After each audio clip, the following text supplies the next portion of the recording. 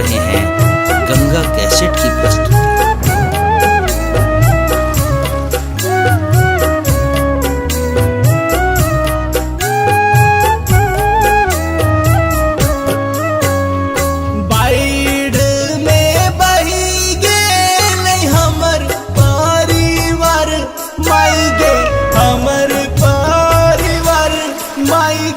हमर संसार माई गे,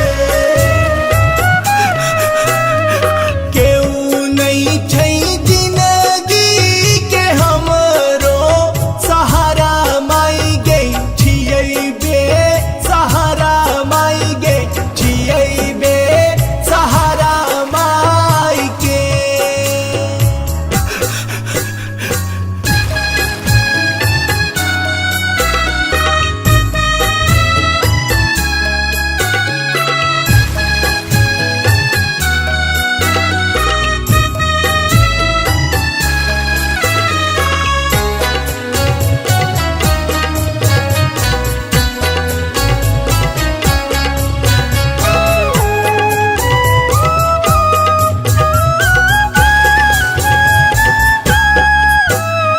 ककरा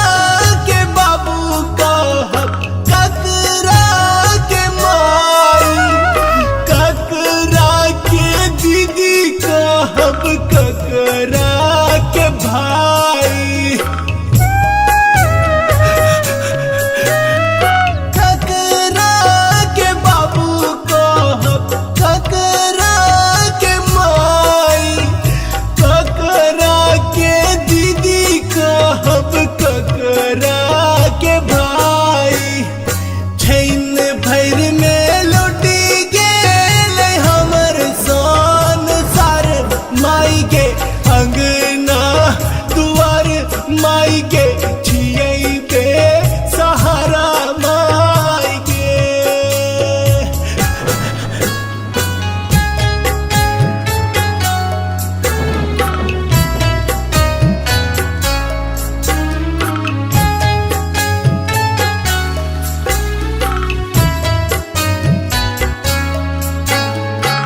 आप सुन रहे हैं गंगा कैसेट की प्रस्तुति।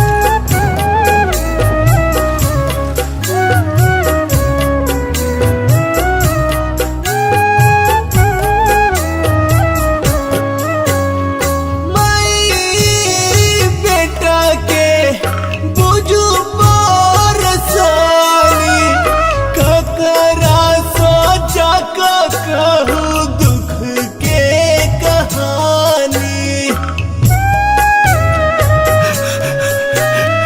माई बेटा के बुझू बरसानी, ककरा सोचा कहूँ दुख के कहानी।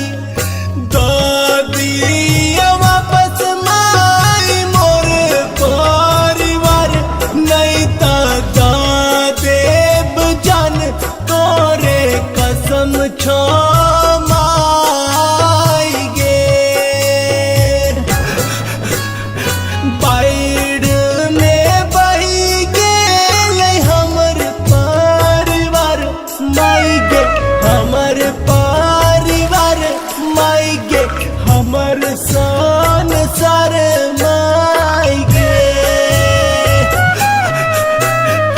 केहू नहीं छै जिंदगी के हमरो सहारा माई गे, छियै बे सहारा माई गे, छियै बे सहारा माई गे।